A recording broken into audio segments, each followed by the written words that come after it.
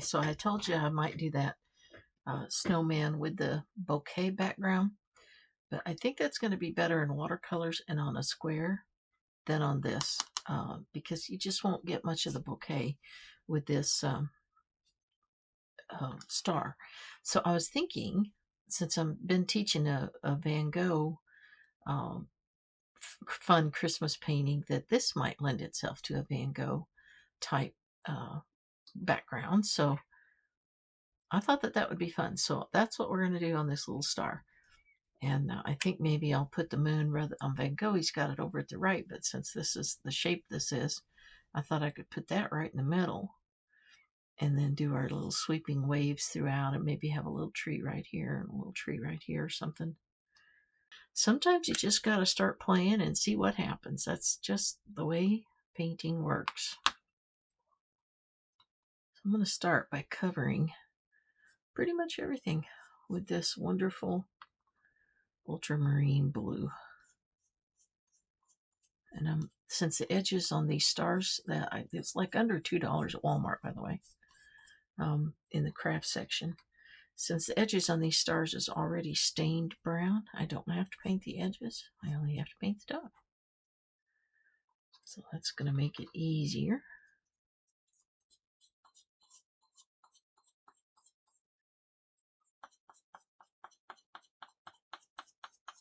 I put a little tape behind it so that it wouldn't try to escape on me while I was working on it.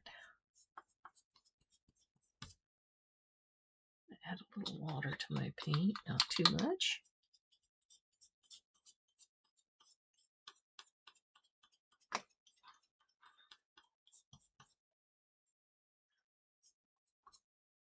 There's not a lot of colors in this particular painting. It's got a lot of blue, it's got some yellow, some greens, some white.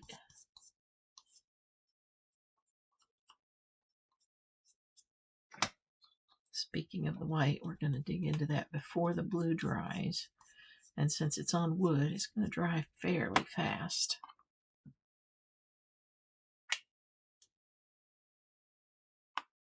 And I'm going to switch to my little brush so that I can make the swirls. Okay. Let's see here if the swirls came in this way.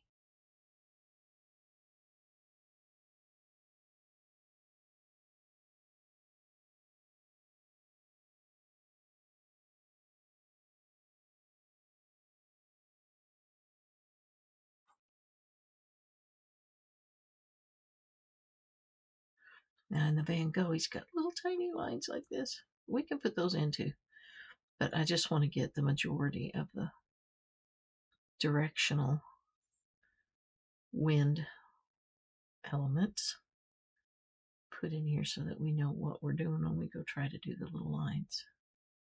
And if you don't feel like doing the little lines, just do these swirls like I'm doing with my, you don't have to go and do the rest of it.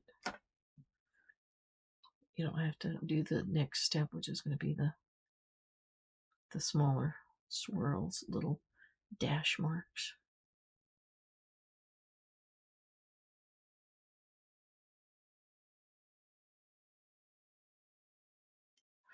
We'll put a star over here since we decided we're going to put the sun up here. Or the moon, I guess it's a moon. Could be a sun. Make it anything you want, right? I'll go ahead and paint that area white and get that lightening up a little bit.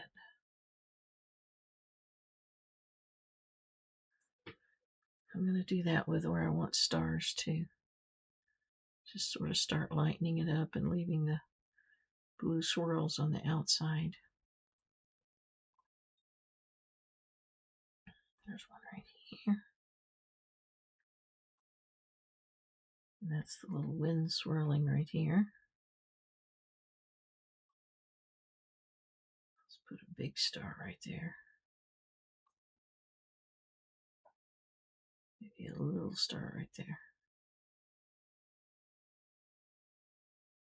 And so that everything isn't so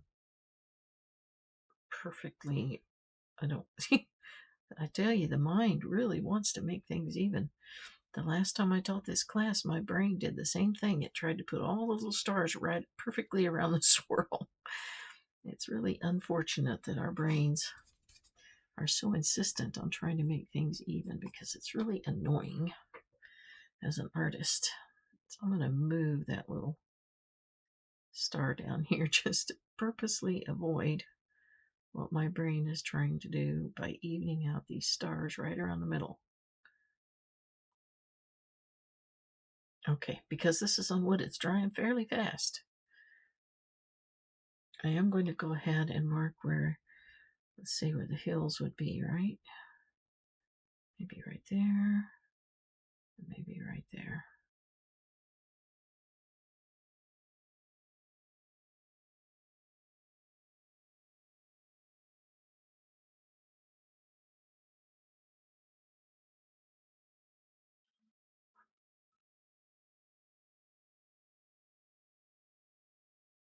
This is supposed to be, I guess, for our purposes, it's going to be snow, right? There will be a little tree in here too. Okay, I'm going to dip back into my blue so that I have a light blue. I'm going to start doing little dashes. You don't have to do this part if you don't want.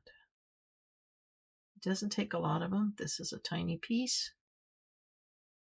All we're doing is giving the impression that you want about 3 different colors in your dashes.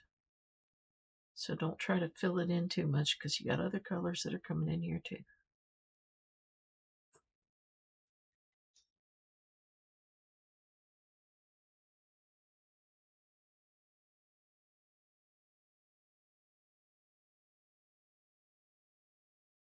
The idea is that it goes around. Your little highlights need to go around your stars.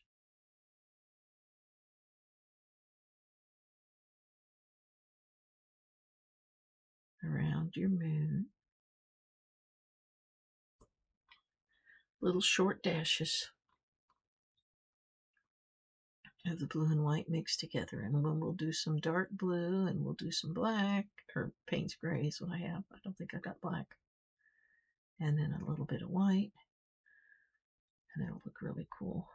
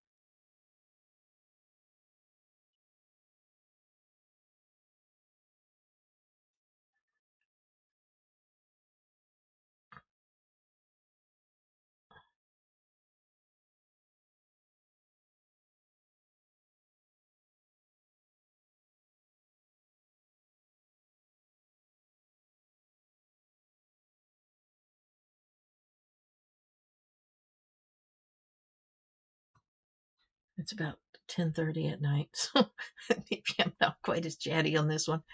But I've got to work the gallery tomorrow in Townsend, and I know I won't be able to make a recording while I'm there, so I have to get it done tonight, and then I can edit it while I'm there in between customers.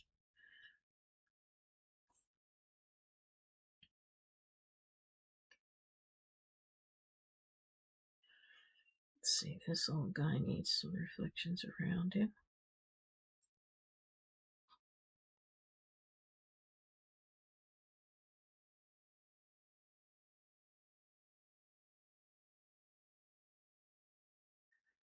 Okay, we're going to go into our darker blue. I still have a little white on my brush. I didn't clean it. So by just touching in a little more of that blue, I've just simply darkened the color a little bit.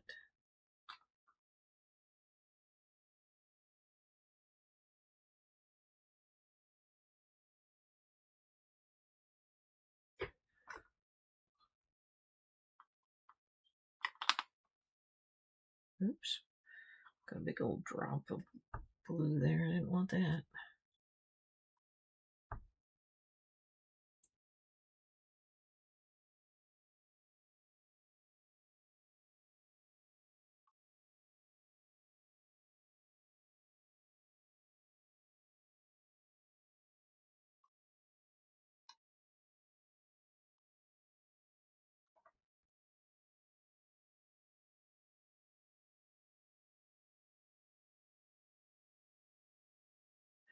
This isn't wind anymore. It's supposed to be hills.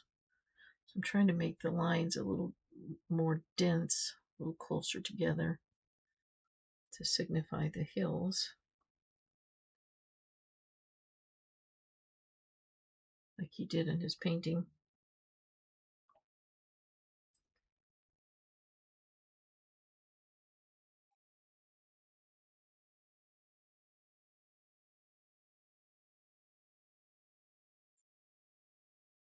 Okay, I think that looks pretty cool right there. Maybe a different hill is highlighted right here.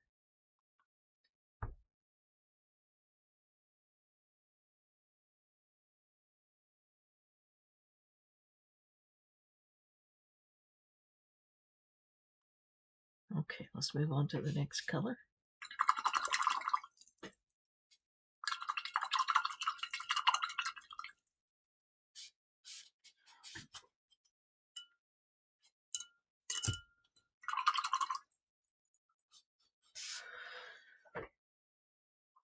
I have all kinds of fancy, I have about 100 brushes, but I'm just using these cheap ones that I put in my art kits with these because I want to show you that you don't have to have real fancy tools to do art. These brushes are about $1 each.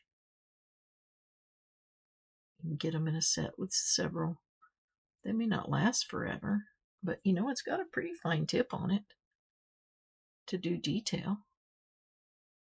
When I'm doing pet portraits, I use my expensive brushes, and you know, there's certain details that are certainly made easier by that, but I want everybody to understand that it doesn't, you don't have to spend a boatload of money. This little star was under $2. Paintbrushes are about $1 each, so that's $2 there.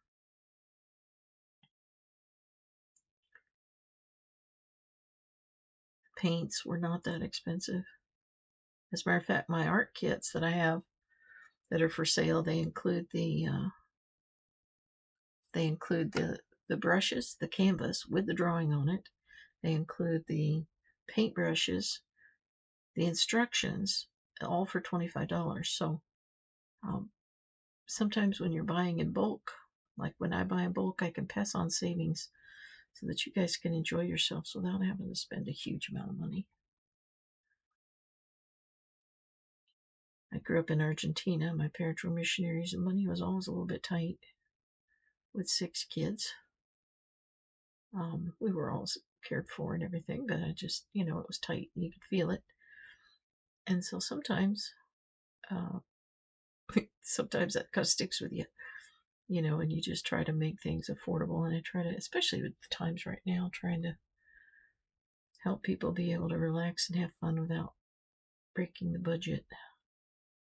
And it's great for making gifts for Christmas. They're cute, they're adorable, they're handmade. Um, you know, it's a good gift that you only spend a couple of bucks and a lot of love on. So it works. People absolutely love my Christmas cards. I didn't really have time to do them this year. I've been doing them for the 12 days of Christmas, but I don't think they'll get mailed out in time to be able to send out. But for years, what I like to do at Christmas time is send out Christmas cards to all my friends that are in my family that are hand painted. So they get an original little Carole King, you know, 4x6 or 5x7 card that's attached to a blank card. And I attach it with like rubber cement so they can take it off and frame it if they want to, which some of my family members always do. And they seem quite delighted with having an original hand-painted little card. So it's unique, it's personal. You put some effort in it. Okay, now that's all nice with the blue and everything, but that's a lot of blue and white. And we need some color. Let's get some yellow in here. I'm trying to use some of the yellow from these little kits.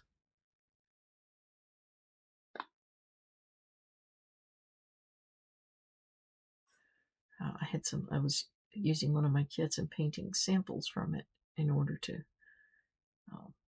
do the recordings, and I've got some paint left over, and so I'm trying to use it up.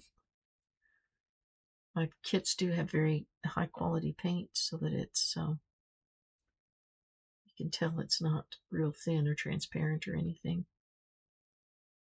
I try to buy good paint so that people aren't frustrated with, like, real cheap paint that doesn't really cover. These little stars have a yellow middle, but then they also have a little yellow going around the edges, which kind of like they're shining. Same thing around the moon. There's quite a bit of yellow lines around the moon that make it look like it's shining. Because I painted the blue under my moon, I'm just having to put a couple layers on it because there's that dark blue under it. So we're probably going to paint that white and then yellow on top of the white in order to break through all that blue that I put in there. Probably should have left the moon without painting it in.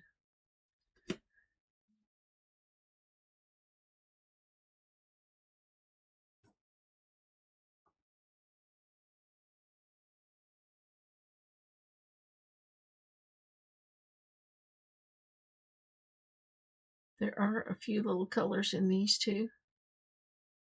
In the wind section, not a lot, but there is a little bit of yellow in the wind.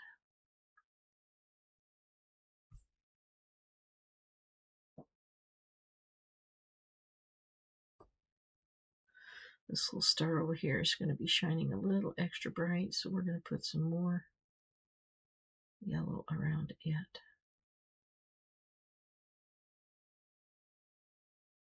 And probably a little more white around it too, just so that it's shining real bright. Let's make that moon white for now, and then we'll come back on it with the yellow in a minute after I cover all this blue.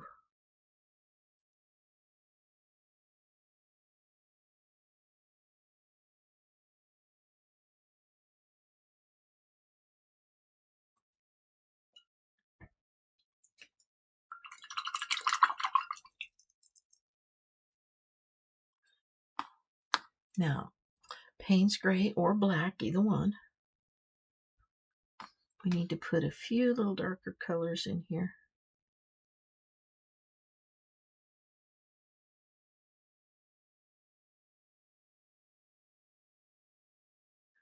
In the little windy sections. Just for contrast. A little bit of contrast, especially at the bottom between the hills and the sky. It's good to have a little contrast down there. And in these dark sections in between the stars where there's not as much light shining right there, that's a good place to put some contrast. Okay, good enough. I'm going to add a little more of the light blue. I feel like it's just too dark.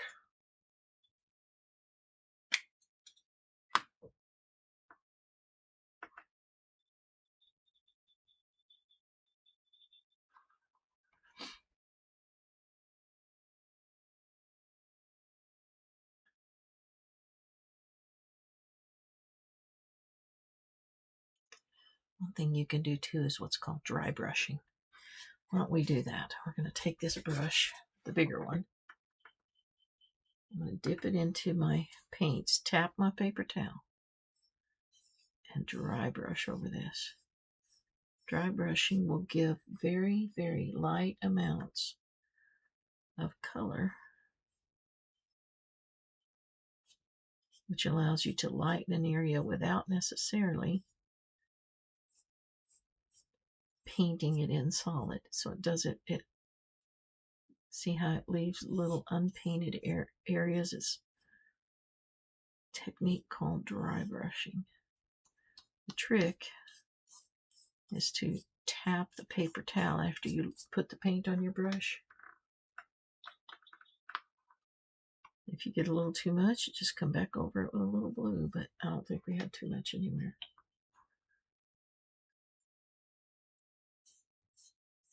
Just wanted that swirl to be a little bit lighter, a little bit more obvious.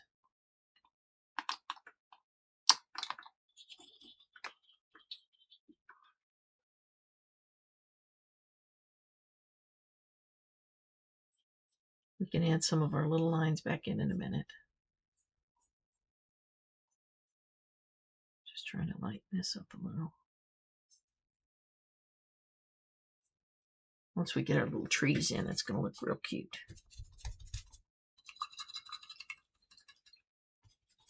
Okay, now I'm going to go into the white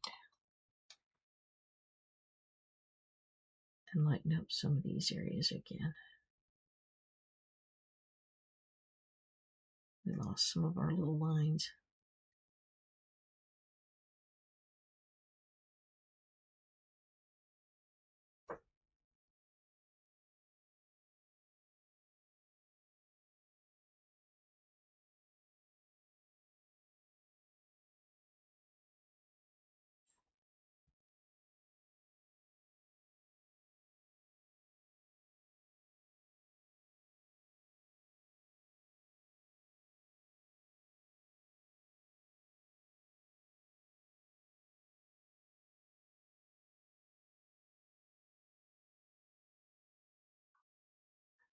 I did say I was going to make this one brighter with some more lines around it.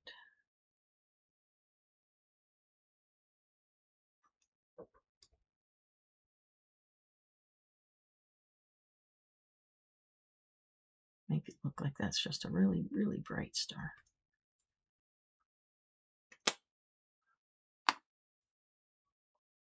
I think our hills could possibly have a little bit of green on them. Maybe that might make them stand out a little better. This is a light green. I think that looks cool.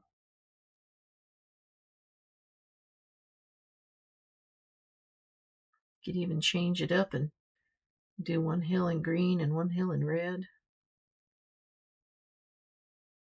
Maybe like it's a crop of flowers or something coming up. You can change it up and do whatever you want. Just adding some of this green to these yellow swirls so that it's obvious that it's not sky anymore. It is now a hill.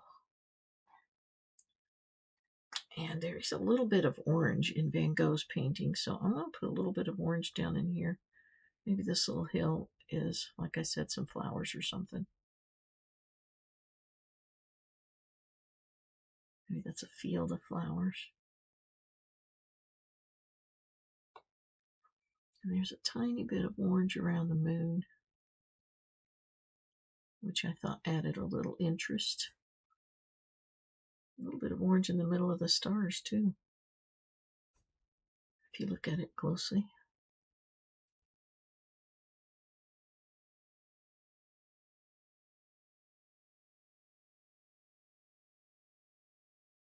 An occasional little touch of orange in the wind swirls. Give it a little interest.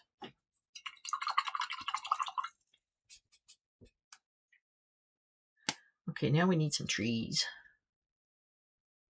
and those really weird trees.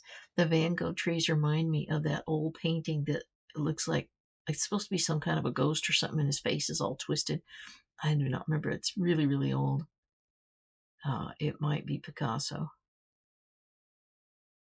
Anyway, the shape of these trees always reminds me of that dude's face in that painting. They are just a little strange.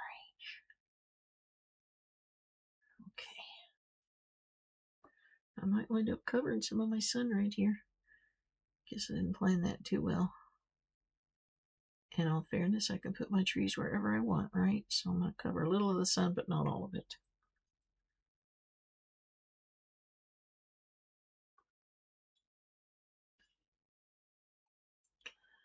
And we'll put a little one over here.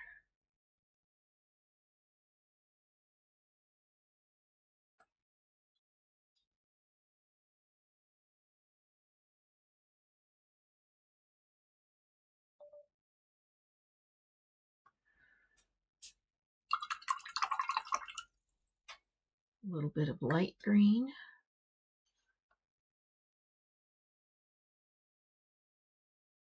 Just to make our little tree stand out a little bit.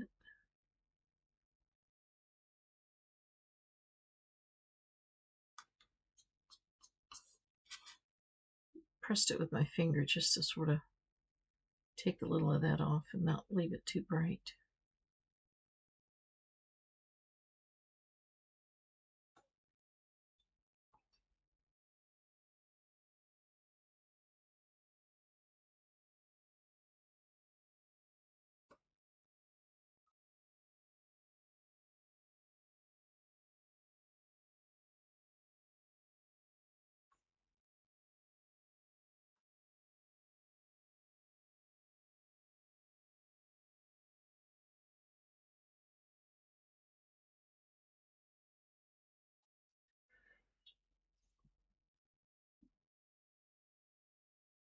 Going in with a little bit of the darker again.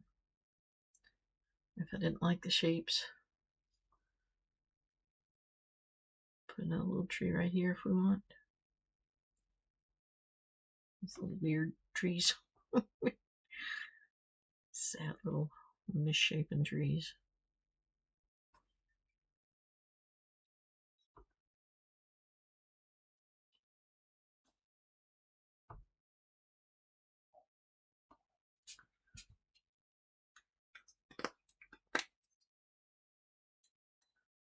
I think a little orange in the trees would help perk them up a little too.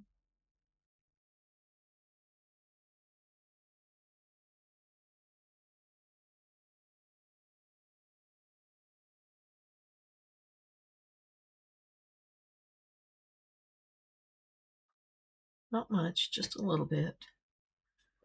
And then in order to help them stand out, I can go into my Payne's Gray and just maybe outline the edges a little bit,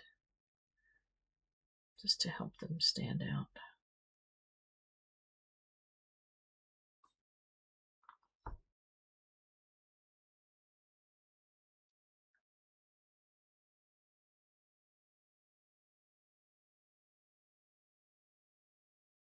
There, how about that?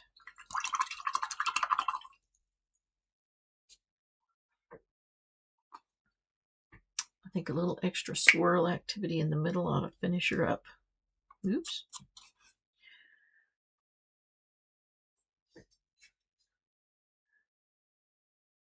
Forgot to take that thing off my finger. Sorry about that. I fractured my pinky. And a doctor friend said there's not a lot you can do about it except keep it mobile with the other finger. So I've been trying to do that. And I've been taking it off for the videos, but I forgot. So I apologize. You had to deal with that nasty thing on my finger.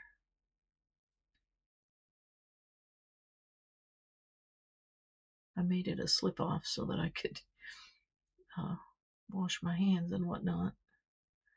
Not worry about it getting wet.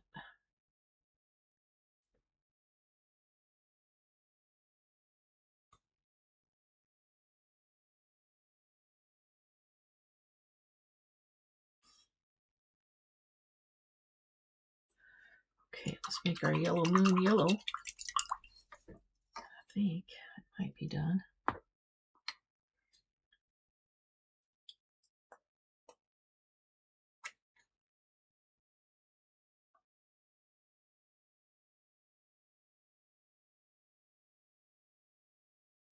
That's much more visible once it covered up that blue.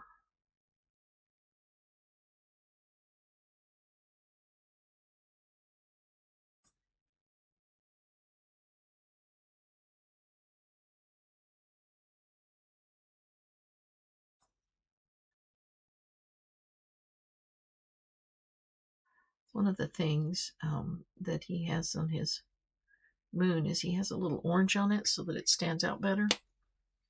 So maybe we should do that. Try to help it stand out just a little bit more. Doesn't take a lot, just a little hint of it like we did on the stars.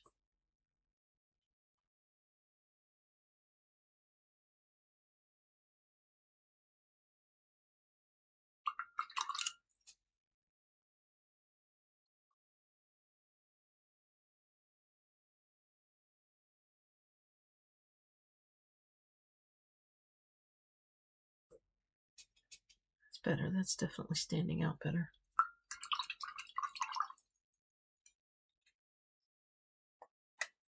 And if it's a little too orangey, just add a little bit of yellow to it.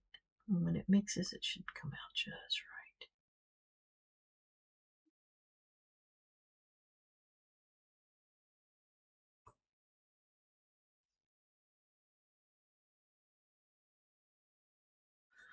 There.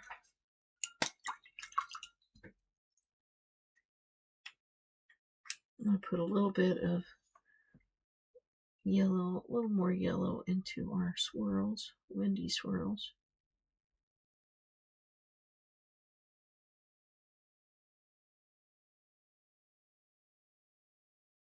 There we go. Well, I hope you enjoyed that. I hope you painted along. In order to be able to hang it, just grab a little twine or something, and you can hot glue on the back of it. I take that down so it wouldn't move. Hot glue it on the back, and paint the back. You can paint the back blue or black or whatever you want, white, whatever, red. Obviously, I mean, you can paint it whatever you want. And then just tear a piece of twine off. What I do is I'll cut a piece off, loop it, make a knot, and then I cut it right under the knot. And that's the part that I glue to the back. And this doesn't weigh anything, so that is certainly enough to hold that weight with a little hot glue or whatever glue you have around the house. If it's a different glue, obviously let it dry. So I will see you tomorrow for another tutorial, and thank you so much for joining me. I hope the project inspired you, and if it did, follow the link to paintingtogether.com. I have lots of tutorials there. I've just introduced my very first mini art kits. Everything's in them.